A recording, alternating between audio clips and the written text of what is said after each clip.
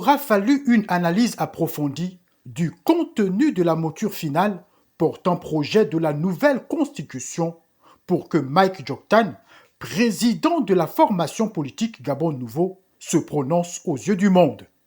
C'est à la faveur d'une conférence de presse 3 jours avant l'élection constitutionnelle que l'ancien directeur de campagne de la coalition Alternance 2023 qu'avait chapeauté le professeur Albert Ondo Ossa lors de la présidentielle écornée d'août 2023, a tenu à faire la lumière sur son adhésion au oui pour le référendum prochain.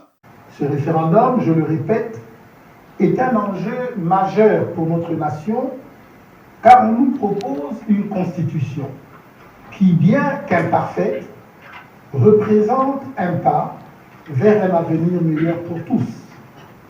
La version initiale, bien que non officielle, a suscité de nombreuses inquiétudes. Certaines que j'ai exprimées lors de ma dernière rencontre avec la presse. Je suis heureux de constater que la version actuelle, celle proposée au référendum, a intégré plusieurs de nos propositions, démontrant ainsi une volonté politique de bâtir un consensus plus inclusif. Comme l'indique mon parcours religieux et politique dans ce pays, je suis définitivement résolu à soutenir l'avènement d'un Gabon nouveau. Non sans évoquer la perfectibilité du contenu de cette loi fondamentale, le président de Gabon Nouveau tient au vote massif en faveur du oui, afin de remettre le Gabon sur de nouveaux fonds baptismaux. Un point majeur doit nous interpeller au sein de ce projet constitutionnel. Il s'agit de l'équilibre et de la séparation des pouvoirs. Le texte actuel renforce les pouvoirs du président de la République à un degré qui pourrait les soustraire à tout contrôle et par là même à toute responsabilité. Une démocratie authentique repose sur l'équilibre des pouvoirs exécutifs, législatifs et judiciaires, qui doivent nécessairement se réguler mutuellement pour éviter toute dérive autoritaire.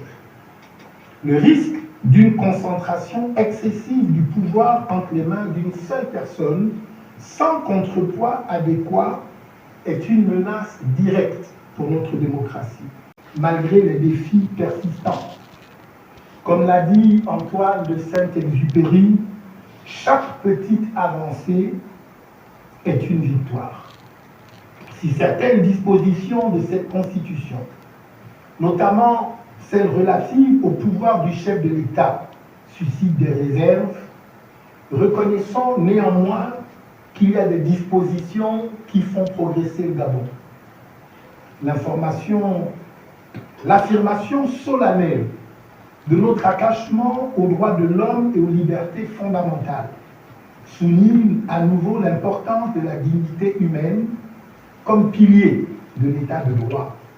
Cela lie notre Constitution aux principes universels et continentaux, tels que la Déclaration universelle des droits de l'homme de 1948, la Charte africaine des droits de l'homme et des peuples de 1981 et la Charte nationale des libertés de 1990. Voilà un nouvel appel qui susciterait moultes interrogations, même pour ceux qui, à tort ou à raison, militent plutôt pour le jet en fourrière de ce projet de la nouvelle Constitution.